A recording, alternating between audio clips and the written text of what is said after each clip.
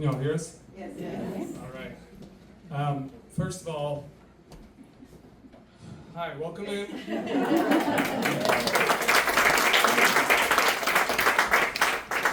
So first things first, there's a lot of people standing.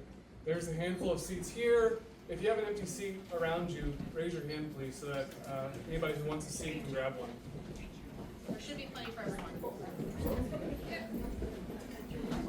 Now comes the shuffle. We've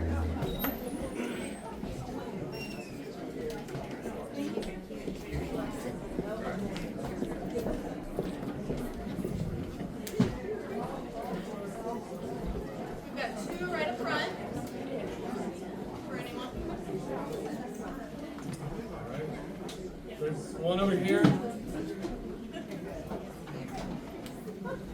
All right, good. All right, welcome in.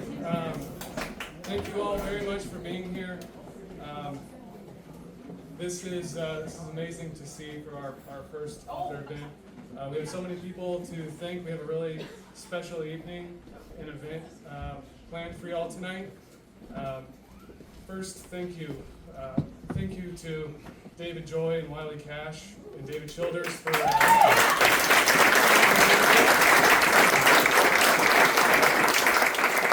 really means a lot to Christina and I and to Belmont and Gaston County for y'all to want to volunteer to do this and be a part of our community and come home. So thank you very much from all of us, I think.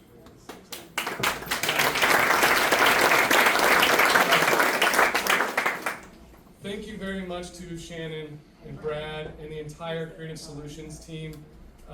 This is amazing. They did all of this in a matter of hours to really get ready and transform this space after we had to change plans from Stowe Park. In hindsight, it's really hot, so I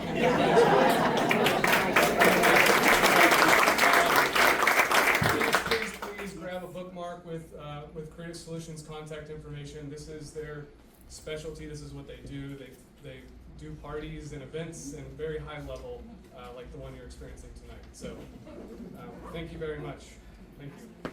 To our volunteers, John, Allison, Kelly, Liz, and the other people who just showed up to volunteer and help out to make sure that everybody got a chance to enjoy this evening. And I think we were able to accommodate everybody. Sorry for anybody who got a credit card thing on the internet. Please contact the shop next time. But thank you very much. Anything to say? All right. We're glad you're here. Yeah, we're very glad you're here. Thank you very much. So the two gentlemen that we're going to bring up don't really need much of an introduction, but I think most of y'all know them. yeah, It seems like. high school or elementary school maybe. But we have tonight with us celebrating the new release Tuesday paperback release of David Joy's book, Those We Thought We Knew. So David, if you want to come up.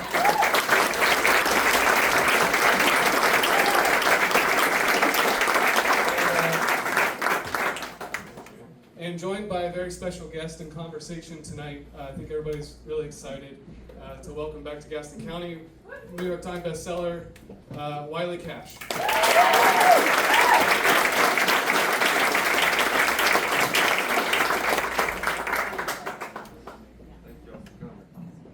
Yeah, thank you all for coming. It's when David asked me to do this, and as he said, the paperback's out today, so having an event like this on a release day is really, really special, and it means a lot to a book coming out of the gate. I know all y'all gonna buy at least 2 copies.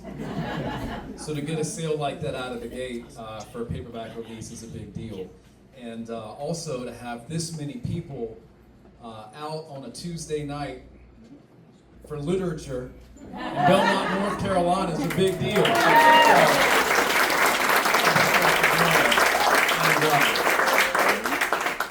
When David approached me about doing this event, unfortunately, I'd do about anything David asked me to do. I don't know if he would do that. He might do that for me. I don't know. But I said, well, Tuesday night, I'm usually driving from Asheville to Wilmington, so I'll probably be at the Acropolis or Tony's Ice Cream by about 4:45 for dinner, so I can come to Belmont and do the event. That's no problem at all. So, but it's a pleasure to be with you, David. So I.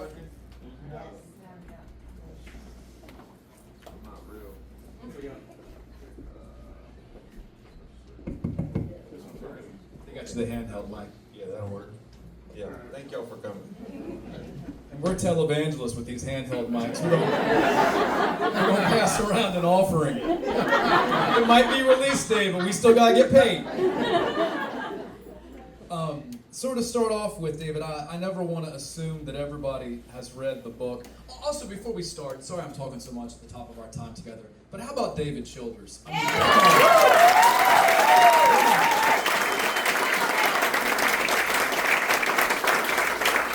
mean, David Childers is one of our greatest North Carolinians. He's what this area, he's what Gaston County sounds like to me. His work has had a big influence on just about everything I've ever written.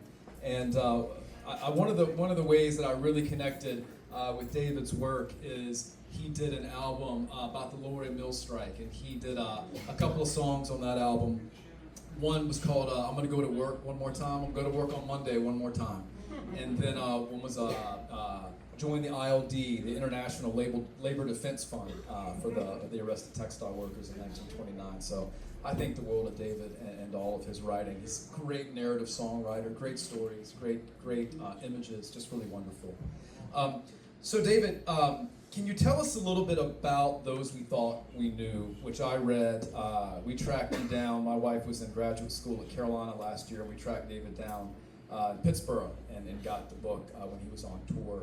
And just loved it, read it quickly, just loved everything about it. Can you tell us a little bit about the book and then where the idea came from? Yeah, the book is very different from most of my others in so much as, I tend to write, they all contain crime elements, but I tend to write books that are very fast moving, often kind of wild.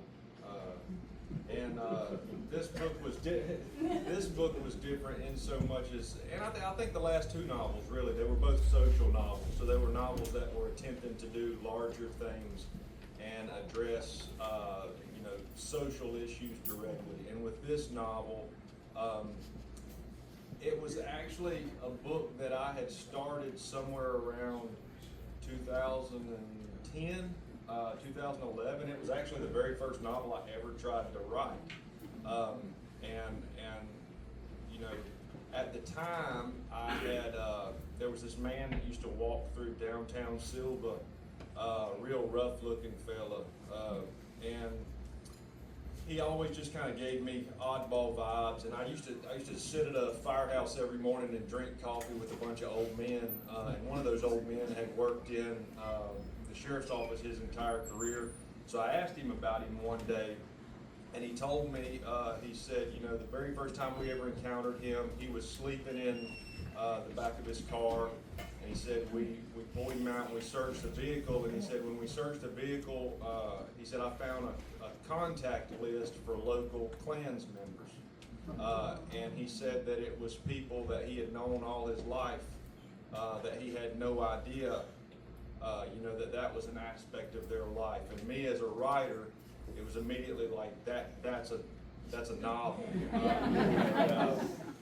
And so I had that scene and I had that image, but I think the bigger issues for me was, I grew up in an environment where the Confederacy and the Confederate flag was conflated with Southern identity. And where it took on a whole lot of meanings that it doesn't truly mean. And there were a lot of books that had dealt with issues like that, but I didn't feel like there had ever been books that held white characters accountable and held their feet to the fire and forced them into very difficult conversations. And that felt like something that I was capable of doing. And so it was kind of this very big idea. And when I look back, I think it was that I was incapable of carrying that type of weight at that stage in my writing. And it just took a really long time to get to a place where I think I was mature enough as a writer, to kind of go at that head on and pull it off. the novel is you're trying to pull off a magic trick, right? And it's one thing to do sleight of hand work, which I think some of when I look at my early novels, they feel like sleight of hand tricks. This feels more like Statue of Liberty disappeared. It just feels bigger. It's just a harder book to pull off. Yeah. It's funny you say that. My first idea ever for a novel was about the Lori Mill strike, which ended up being my third book, because I got that idea in 2003. I was an idiot. I didn't know what I was doing. I was just ripping off writers I liked back in 2003. And it wasn't until I had a little more experience and kind of learned how to write a book, not only craft-wise, but also the inertia and the momentum you have to devote to writing a book. And I just noticed when I was back there, I've read all your books, but it dawned on me when I was looking at them, I've been publishing a little bit longer than you, but they got all of our books back there, and you got 5, and I got 4. That just hurts my feelings. And I've got one out of print. That is true. And you edited and acknowledged you. Well, there. You got 6 and a half, 5 and a half, 6 and a half. So tell us a little bit about this book. What's and also the story of the church on Western's campus. And so when I think about one of the major issues that I had was that I knew I had a black female main character, which represents a whole lot of real work as a writer, because it's not only writing across a gap, it's writing across a gap that contains an immense amount of power in that relationship. And for a long time, I had this character of Toya Gardner that I knew was an artist that had come into Sylva, North Carolina, and had encountered a Confederate statue in front of the Jackson County Courthouse. And at the time, I didn't have a way to attach her to place. And anybody who knows my work knows that it's very deeply attached to place, and more specifically Jackson County, North Carolina. And I think that was troubling for me, was that I couldn't find a way to tie her to that place. And, in somewhere around 2019, I was filming what would become a PBS series called Southern Storytellers. And that filmmaker asked me, he said, I want you to tell the story of Jackson County. And I said, that's not my story to tell. I said, but I will introduce you to the people who can tell you that story. And so I introduced him to Annetson Clapsaddle, a Cherokee novelist who took him to Gadua, the birthplace of the Cherokee. I took him to Marie Cochran, who is a black activist and artist who had been very involved in the Appalachian Artist Project. And through that work, Marie we walked up the campus of Western Carolina, and she led me to a plaque that I had never seen before. And this plaque told the history of a church that used to sit there, and it said, in 1892, 11 former slaves founded the Colowee Mount Zion AME Church, and on such and such date, they moved the church, but the church and the cemetery moved down the road, which of course they didn't move. They were removed, and they were forced to dig up their dead and move them to the backside of that mountain. And that church is still there now, and it's in a place where I'd always known it. But standing there, suddenly I had a way to ground Toya to place. And suddenly it was a woman who had returned to her ancestral home to try and figure out who and where she came from, and encountered all of this history. And so the way that novel starts is Toya returns there, and she's a graduate student working on an MFA thesis, trying to figure out what she's wanting to do. But she literally digs graves where they had removed the bodies, and so it's kind of this graffiti installment where she goes in front of this dormitory and she literally digs graves in front of it to force the university to reckon with something that they had tried to hide for 100 years. And I was really interested in reading that book and reading your book that you open with protest via installment art, right? Because we think of protest, post-summer of 2020 or, whatever your idea of protest is, marching in the streets, trying to set fire to the U.S. Capitol, whatever your idea of protest is, to be specific about an art protest, what led you in that direction? Because I found that really, really interesting. I think, one, it was that I was raised by an artist. And so, and I was always surrounded by art. And that's always how I viewed art. Like when I look back at, I think that it holds true of both literature, photography, painting, any medium. I think that it has to accomplish one of two things, and I think that hopefully it accomplishes both. But the first is that it must elicit an emotional response, and I don't care what that response is, whether it makes you angry, whether it makes you laugh, whether it makes you cry. I just care that you feel something. And then the second, I think, is that you hope that it illuminates some aspect of the human condition. And with that piece, one of the things Toya says later on in the novel is she said, I could have done a painting or I could have done a sculpture and I could have exhibited it in a space, but none of the people who needed to engage with that idea would have come there. And so what she was doing was forcing their hand. She was forcing them to look at it. She was forcing them to examine, the mishistory that they had told of how they just up and moved down the road. A history that continues today. And then the day after, if I'm not mistaken, the day after her art piece is discovered, or maybe it's the same morning, this guy's discovered in his car sleeping with this connection of Klan members in his belongings. And what's his name again, Dave? Cawthorn. I was reading it, I texted David and I was like, I can't believe you. Like, hell yeah, buddy. This guy's never had a real job either. This guy's never had a real job. It's funny, and I'm sure we have writers in the audience. I know we have one, I won't call her out, but, and to writers in the audience, we think often that the story is somewhere distant, especially my young writers that I work with at UNC Asheville. They think, if I just set a story in New York City, or if I just have somebody hitchhiking from New York to San Francisco, like Jack Kerouac and On the Road, then I'll write a novel.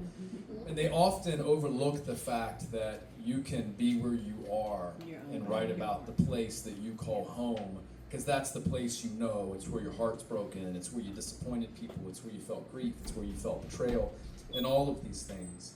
And can you talk about just kind of looking around you in Jackson County and how you discover something that just picking at you, right? Like that story that just picked at you that you learned at the firehouse. Or I remember When These Mountains Burn, it was you finding all the hypodermic needles out at the place where you were fishing. Just things that just claw at you. Can you talk about that experience as a writer? Yeah, and I think I've always been place-driven, and like when I look at how I wound up where I did, all of my family, all of my father's family especially is from right here. Going back to the mid-1700s, they're kind of right here.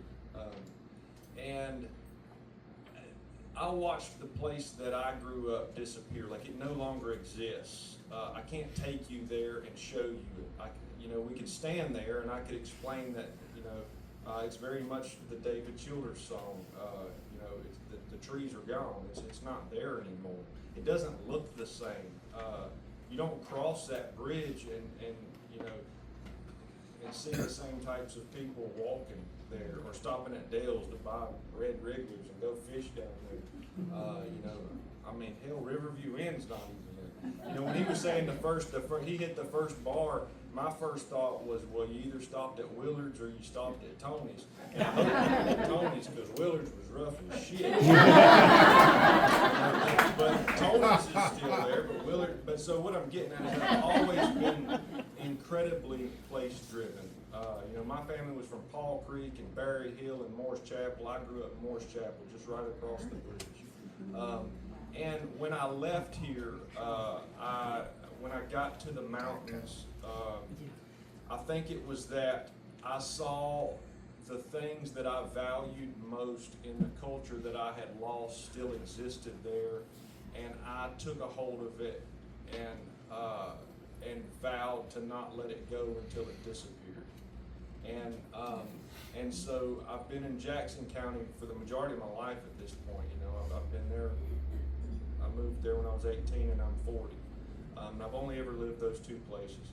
But so when a story happens, I just don't know anything else. And so when I imagine something, I literally see them standing in real places. And so I think about a novel like The Way to This World that starts with this image of these two boys standing under these balsams at Sugar Creek Gap. Well, you can go there. You know, those are real trees right there. And so I think a lot of it is that, you know, that's the reason. I think a lot of writers, when I look at their work, it's as if they're trying to create this kind of distorted image of a very real place, and that always seemed like an absolute waste of time to me, because you can see it. You can kind of see it, you know, you can see it for what, you know, it's not Oxford, Mississippi, but it's Oxford, Mississippi. Yeah. And so for me, that just always seemed like a waste of time.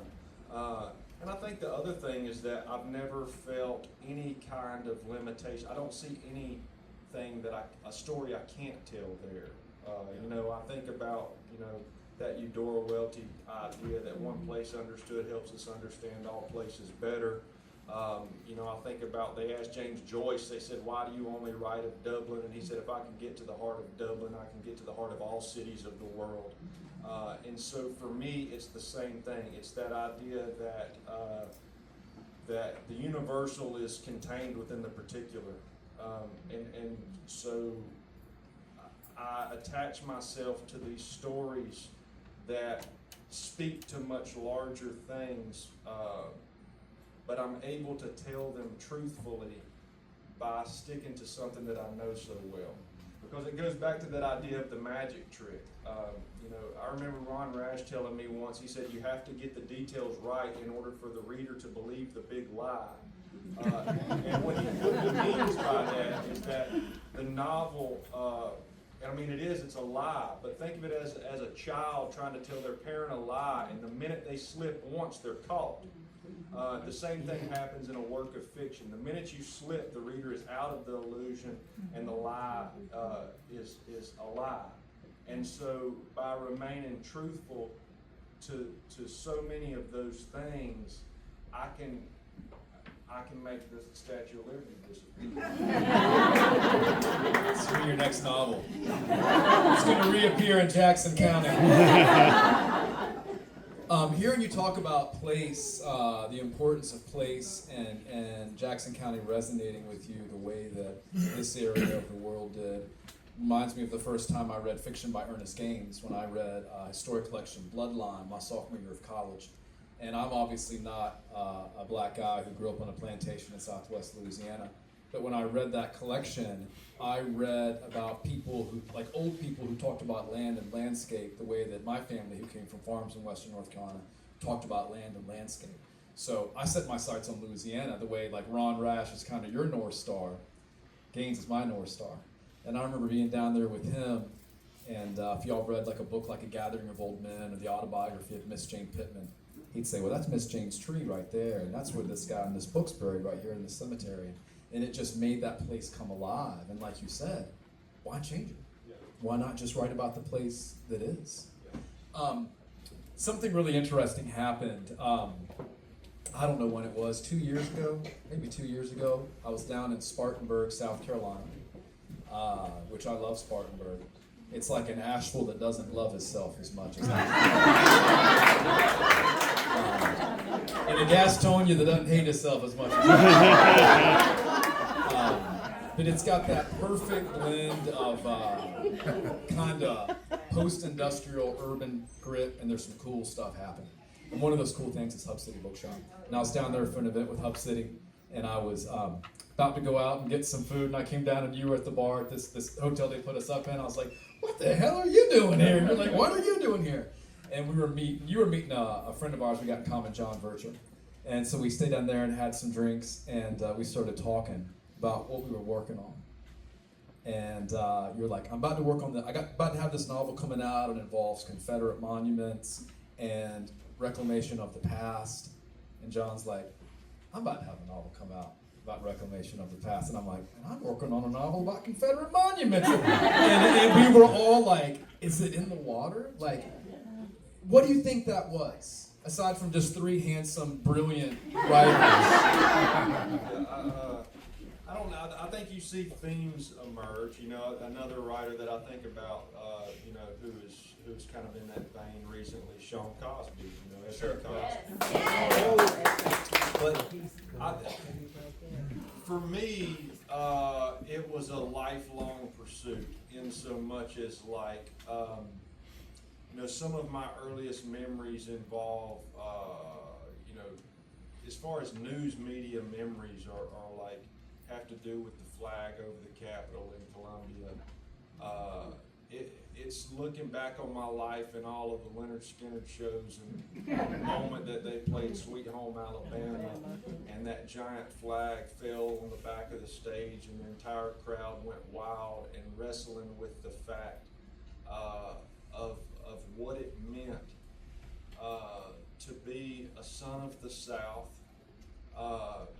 You know, I'm a 12th generation North Carolinian, which is something that I say very proudly. But the truth is that you can't be a 12th generation white anything in this country without that most likely meaning that you're the descendant of enslavers. And in my case, that's most assuredly true. You know, I'm the descendant of enslavers. And so to wrestle with that, you know, I just felt like that, in a lot of ways, I feel like that was the book I was meant to write. But as far as why things happen in the moments that they do, you know, for me, 2020 was this, it was a debilitating moment as a writer, and the reason I say that is I'd already written all of these things about this monument. And these things happening around it, and then suddenly we have Ahmaud Arbery chased through the streets and killed like a dog, and we have a DA who would not have even pressed charges had there not been video footage and public outcry. We jump forward a couple months, and the entire world watches as Derek Chauvin kneels on George Floyd's neck for close to 9 minutes until he dies before our eyes. We read headlines of police kicking in a door and shooting Breonna Taylor in her bedroom, and suddenly the world is at this fracture point that it had not experienced in a very long time. And then there were all of these, so as a result of all of that, there were suddenly all of these protests in front of that monument in Silva. And I just remember it felt like all of the things that I had written were suddenly playing out in real life. And it became very difficult to navigate that space between the world that I had created and the world that I was watching.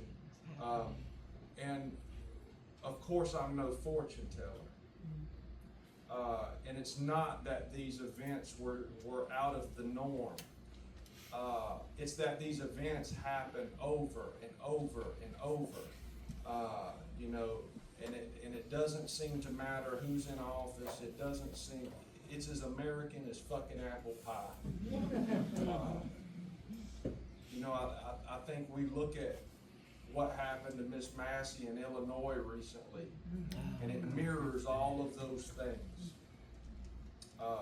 You know, it was outright murder.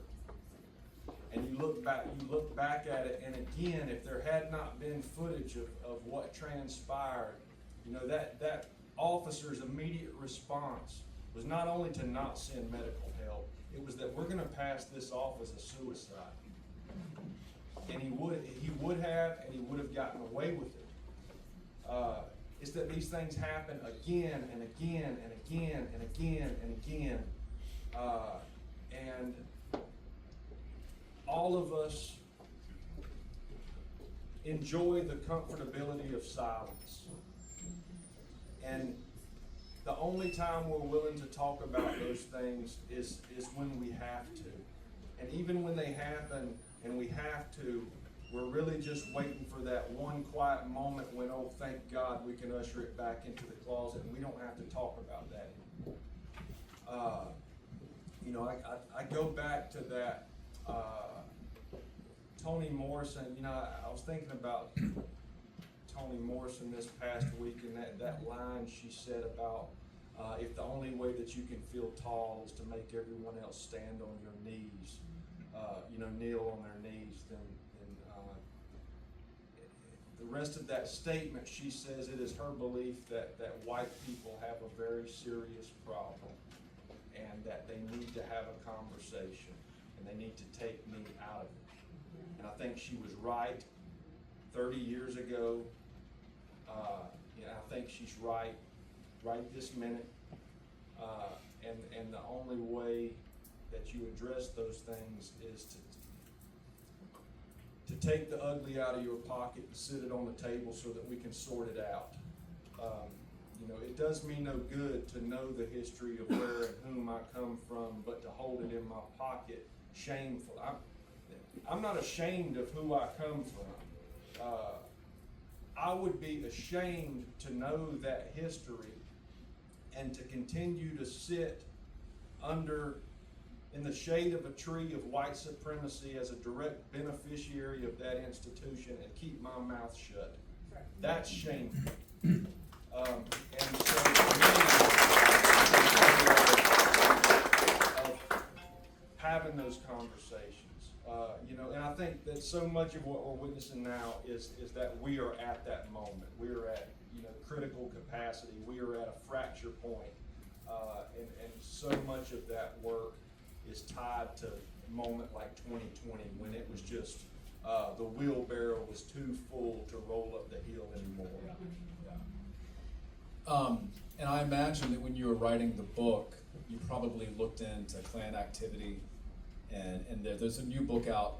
I can't quite remember the name of it. Something like The Mask and the Badge or something like that. It's about an undercover agent from the FBI who was undercover with the Klan, did 2 intensive undercover operations in the 2000s, like post 2008, and the Klan. And it was like, the Klan's very much alive. The Klan's doing fine. And so when I read your book, I was wondering, what were some things that you discovered in that research? And while you're thinking about it, North Carolina was such a moderate state politically, you know, compared to other southern states in the civil rights, during the civil rights era, but it had the largest number of Klan members of any southern state was North Carolina, because the maxim went that in Mississippi, if you want to get stuff done, you just join the police force.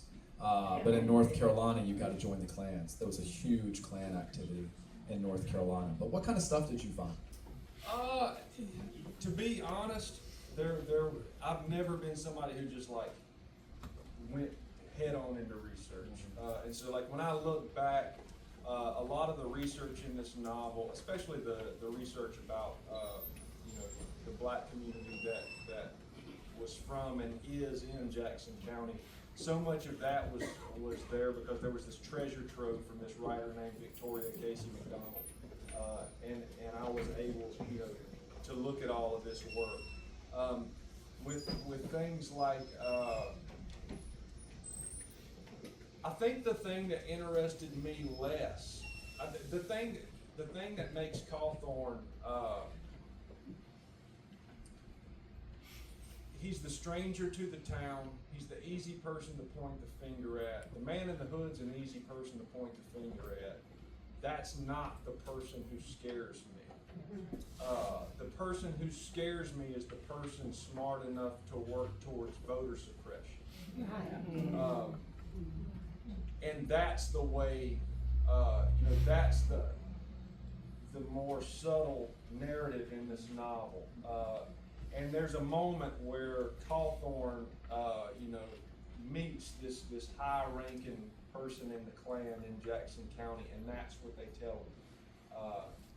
I think about, you look at all of those marches recently in Nashville, of all of those Nazis in downtown Nashville every weekend, which is just an insane thing to think about. That as a country, that there are people who no longer see them or that symbol as the enemy. But at the same time, again, those aren't the people that scare me. The subtleties of white supremacy are what scare me. And so I think for me, I wrote Cawthorn the way that I did because it allowed me to then have the two sides of that coin. To where on the face of it, this is what it looks like, but really it's not. Yeah. It's all of those really, really subtle things. Yeah. And Cawthorn is kind of the buffoon who's fallen over his own shoelaces, lurking in the shadows. And the real person in charge lives in a gated community, drinking expensive imported whiskey, right? And knows Cawthorn's an idiot. But he's his idiot. And a good example of what happens in that scene is that man has a woman serving him and a woman cleaning his house, and it is a black woman that has been brought into the country as a servant. And that is the reality of the south end of the county in Jackson County, which is to say that I worked for a historical society that was largely just a tax hide for the super wealthy. And when you went into those gated communities, they were bringing in summer help from very specific places, and it was because the people that they wanted to serve them had a very specific look.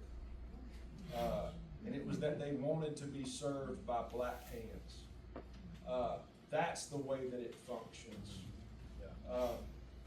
And so it was very much, it was a matter of examining that. Because I think that that's true of a lot of us, when we think about even when we think about terms like white supremacy, that's what we imagine. We don't imagine all of the very simple things,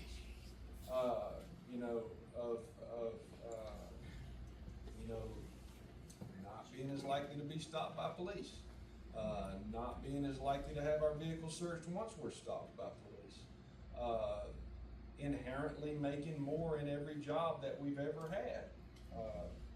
Generational wealth. Yeah, we don't think about, and that's just as much, if not more, the dangers of white supremacy than Johnny Dipshit who puts on a hood and hides his face in front of a burning place. We're going to turn it over for questions in just a moment. If y'all have questions for David about this book or any of the other hilarious books he's written. They're all the feel-good book of the year. What's so funny is in every one of them, there are little snapshots of dark humor that are just so dark, but also so funny, that resonate with me. But I'm sure David would also be willing to talk about the writing process, his writing process, agents, editors, that kind of thing, if we have writers in the audience. So, anybody have any questions? Yeah, thank y'all for coming too. I just want to say thank you to all. When that shop opened, and I heard about it, I saw it on Instagram. A buddy of mine that I grew up with sent it to me, and he was like, "There's about to be a bookshop in Belmont." And my immediate thought was, me and Wiley have to do an event there. Because the truth is that I've never gotten to do like that. What I would consider a hometown Mecklenburg County, but my mama worked at the Belmont Banner. You know, David was talking, he was singing earlier about he was talking about his first job. My first job was at the Belmont Roses, and I got fired for not cleaning the bathroom. I was 14 years old, and I can remember calling my dad from the payphone outside the Roses.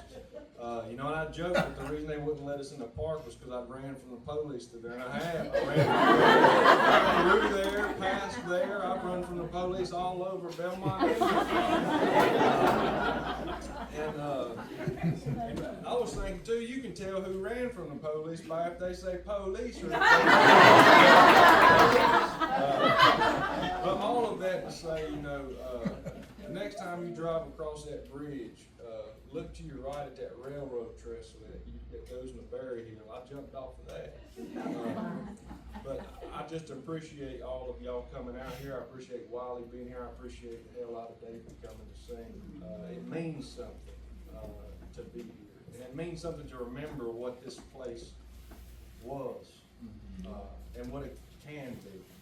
And it also means something when David and I are talking to other writers and they say, hey, have you heard about Belmont Bookshop? And we say, yeah, we had 150 people on a Tuesday night. And that means writers, they want to come to places like this. So keep supporting your local independent bookstore, whether that's Belmont, Park Road, or wherever it is that you live. But, sir, you had your hand up to ask a question. Deputy Green, Yeah. are we saving her for something else? I mean, I don't know what happened to her. Yeah, Leah Green was a character, and she gets her name from a writer named Leah Hampton, and she kind of looks like Leah Hampton. And Leah Hampton is just a bulldog of a, just as strong of an individual as I ever met on this planet. But Leah first shows up in When These Mountains Burn, and her and Coggins. Coggins is actually mentioned in a novel before that. But then Leah gets a bigger role here.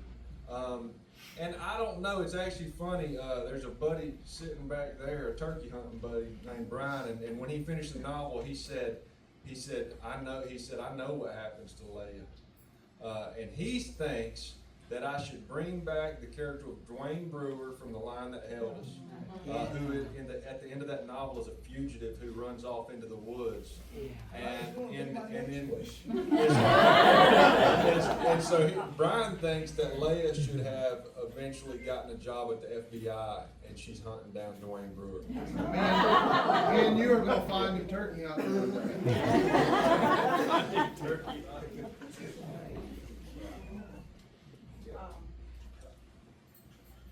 I read the entire book and I thought it was excellent. I have to say, David, I was surprised that, white man wrote it, And then you met David and you were even more surprised.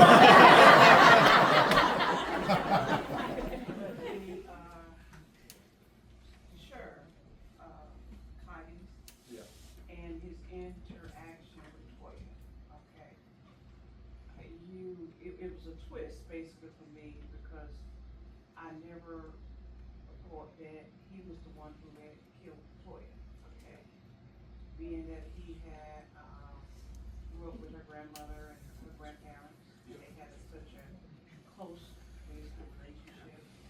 And his, relationship with people in that community, nothing about his personality or whatever that.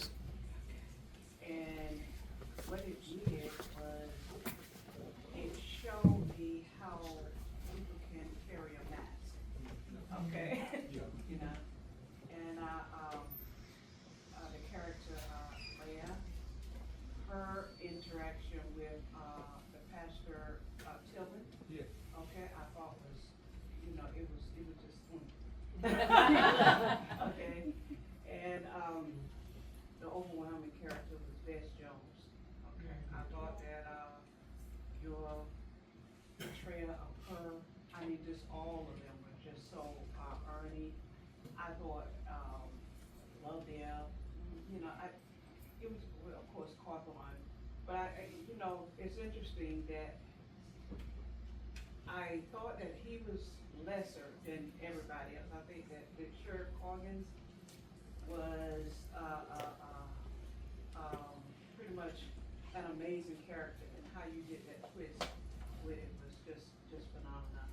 And is it gonna be a movie? Do you see in the near future? I hope not. Which is to say that I've had my run with Hollywood, and I never even watched it. I never watched the film they made of the one book. I didn't even really get paid for it, so I've got bad blood with Hollywood. And I do think that if done right, it could be a powerful movie. Or a limited series to kind of stretch it out, 4 episodes, kind of Mayor of Easttown kind of stuff. I love what you said about Vess. Vess, to me, the entire novel is Vess's story. Yes. Vess is the woman I love. Vess Toya's grandmother. Yeah, who is very much centered in that community. And I can remember sitting in that church and sitting with black elders of that community and listening to them. And I just think of all these. One of them had moved away, to get a job when she was in her 20s or 30s, and she wound up marrying her husband. She was in Atlanta, but she called into a radio show one time in Atlanta, a black radio show, and the man just started yelling at her, and he said, "Well, I know you're not black," and she said, "What do you mean?" And he said, "You don't talk black." And she had this very thick mountain accent. And I just thought how amazing that was. Or like I remember a woman telling me a story, and she was telling a story about Victoria Casey McDonald, that writer I was talking about earlier. But she said when she was a child, Victoria used to make paper dolls for her out of grocery bags. And she talked about how important it was to have dolls that looked like her. And I just thought about how powerful, my mother and I talked about this last night, about how important representation was to identity. And I look at the way the mountains are portrayed, and it always looks like me. And I'm not even from there. There's this tall, bearded guy in overalls. The idea, that there isn't a black Appalachian. I think that was important to me. I think about a writer like Crystal Wilkinson, which if you need a book to get, have them order Praise Song. Well, order Praise Song for the Kitchen Ghost. That latest memoir. But I think it was important to try to get that story. That's why it was important to me. So I appreciate this. Yeah. So you just spoke about identity, and earlier you talked about writing across a gap, and I think that it's really interesting, that whole concept, because identity itself is interesting. It's not just wrapped up in race or gender. It's also socioeconomics, location, all of those things. Then you also said you weren't a good researcher, but then you talked about going to churches and spending time. So I want to know when you felt like you got it right, when you heard the voice, when you went back and read, a draft and said, this is who she is supposed to be, or this is who he is supposed to be, because similarly, I'm guessing you were never a Klansman. So that would also be a gap that you had to figure out. So I'm curious about the process of closing those gaps. Yeah. So I think, there are the obvious gaps, which is, racial identity or gender, Then there are gaps that we don't necessarily think about so much. So a lot of times people don't think about class as a gap, and you have people who have never experienced poverty, writing about poverty, and they get it wrong, and it's glaring. We don't think about something like place as a gap. And place is most assuredly a gap, especially when you're talking about a region that, has been exploited for hundreds of years, like Appalachia, and that continues to be exploited. Gaps matter in so much as it boils down to power. You know, I think about a writer like Sean Cosby, and a lot of times you hear that it's like somebody tells me they want to write a white person tells me they want to write a black character, and I have a whole lot of questions to that. But something I hear often is, well, Sean Cosby writes white characters, and he doesn't get the same questions. Well, there's a reason that Sean doesn't get the same questions, and it boils down to power. It's the same reason that we don't question, you know, female writers who are writing male perspectives. It doesn't carry power in the same way. And so when you're crossing gaps, I think that's the major thing to pay attention to as a writer. You have to pay attention to all of the gaps, but that's a huge question. And for me, there isn't a gap that I can cross that does not involve power. There's not, it doesn't exist that I can think of. Class, kind of, but truthfully, I grew up, you know, fairly comfortable, lower middle class. You know, I was surrounded by people who had a lot less than me, and I was in their homes, but I didn't, that wasn't my reality. I didn't grow up like my father, who as a child had to figure out where he was gonna get a meal from. And so there isn't a gap I can cross that doesn't involve power. With the voice, I think about something that Alexander Chee, a Korean American writer, said once, and he said when you're wanting to write across, he was talking specifically about racial identity, but he said, my first question is why? Why do you want to do it? You know, what is the purpose? His next question was, how many people of that group do you know? So if you're wanting to write a black character, how many black folks do you even know? Are you friends with, you know, but you can do that with anything. If you're wanting to write a gay character or a transgender character, how many trans folks do you even know? His third question was a question that I had never heard asked before, and to me it became the most important one. And he said, how many people are on your bookshelf?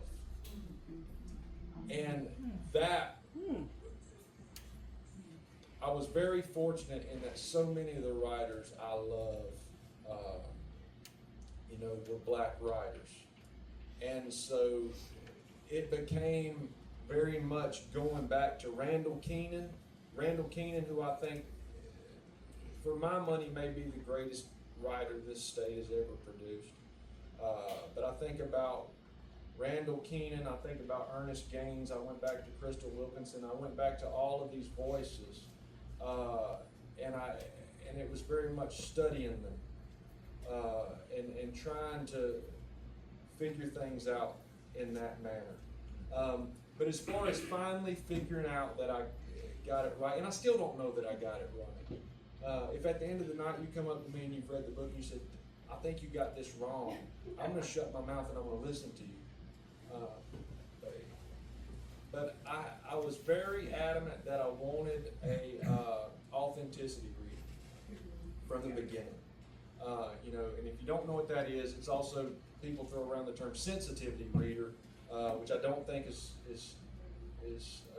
the right term, in so much as if you have issue with my portrayal, it's not a matter of your own sensitivities, it's a matter of my inability to authentically portray what I'm trying to portray. So I think authenticity read is the right term there. But I had this brilliant black female scholar read this book that the publisher paid her. And when they sent me the feedback, they said, David, they said, when we have this done, there's usually a page to a page and a half of critique. She said, you've got 30 pages and 10 pages of footnotes. And it was a treasure trove of questions that she asked. And there were tons of things that she asked that I had spent a ton of time thinking about, you know. I think, you know, so one of the key components, this is not giving anything away, but Toya is murdered in this novel. And so she raised the question of the idea of Black Death as spectacle, right? Which is something I had been thinking about. My son calls it trauma porn. Yeah. But it's important for her to ask that question. That doesn't mean that I change the novel, and I think that's what a lot of people don't understand about this process, is that doesn't mean that I change anything, unless I feel that it's warranted. But it forces me to question it. And so I think about things like that. One of the things, I can think of something very particular, which is that there's a moment where Toya is at the protest in front of that statue, and she's the only Black person there. And the woman said flat out, she said she would not be there. And I don't know that she would not have been there. But what I can say is that I had not fully thought about the social awareness she would have carried into that moment. And forcing me to sit with that and raise that question. The idea that there's a writer on this planet who would say, no, they're not, nobody's question. My parents are in here, and a lot of people I grew up going to churches in here, and I cuss a lot. I'm going to stop myself there as far as what I think of those writers. But I look at that process, and it was so valuable. And again, I don't know that in the end I can say I got it right. I know that I did the work as best I could. And I'm proud of what's on the page. Thank you. Well, I think that we are going to stop there. Y'all have just been a fantastic audience, so attentive. Thank you so much for coming.